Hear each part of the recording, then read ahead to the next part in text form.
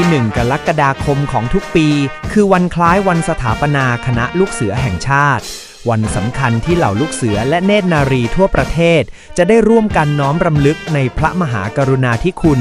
ของพระบาทสมเด็จพระมงกุฎเกล้าเจ้าอยู่หัวรัชกาลที่ 6 พระบิดาแห่งการลูกเสือไทยณลานอเนกประสงค์โรงเรียนบ้านขุนศรีกองลูกเสือเนตรนารีและผู้บังคับบัญชาลูกเสือได้มารวมพลังกันอย่างพร้อมเพรียงเวลาอันเป็นสุภฤกษ์นางนิตนภาบุญเพ็งผู้อำนวยการโรงเรียนบ้านขุนศรีประธานในพิธีได้เดินทางมาถึงบริเวณงานและประกอบพิธีถวายราชสักการะเบื้องหน้าพระบรมฉายาลักษณ์เพื่อแสดงความจงรักภักดี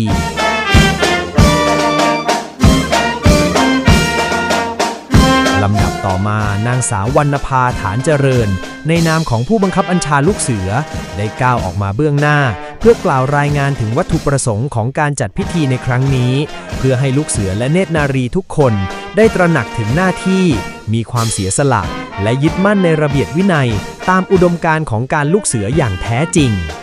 ภาพแห่งความภาคภูมิใจปรากฏขึ้นเมื่อลูกเสือและเนตรนารีทุกนายต่างชูรหัสลูกเสือและเปล่งเสียงกล่าวคำปฏิญาณตนอย่างกึกก้องดังกังวานไปทั่วบริเวณเสียงที่ประสานกันเป็นหนึ่งเดียวคือเครื่องยืนยันถึงคำมั่นสัญญาที่จะจงรักภักดีต่อสถาบันชาติศาสนา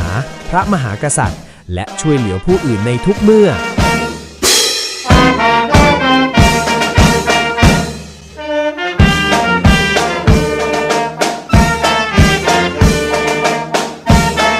ช่วงเวลาที่สง่างามที่สุดคือการเดินสวนสนามขบวนธงนำหน้าตามด้วยกองลูกเสือและเนตรนารีโรงเรียนบ้านขุนศรีที่ก้าวเดินอย่างพร้อมเพรียงเข้มแข็งและสง่างามผ่านหน้าแท่นรับการเคารพ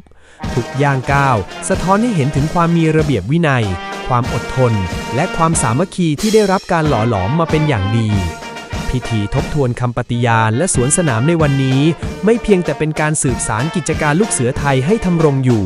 ยังเป็นการปลูกฝังจิตสำนึกแห่งการเป็นผู้ให้สร้างเยาวชนโรงเรียนบ้านขุนศรีให้เติบโตขึ้นมาเป็นพลเมืองที่มีคุณภาพพร้อมที่จะเป็นกำลังสำคัญในการพัฒนาประเทศชาติต่อไปสุพจน์ จันล้ามถ่ายภาพ AI แสนดีรายงาน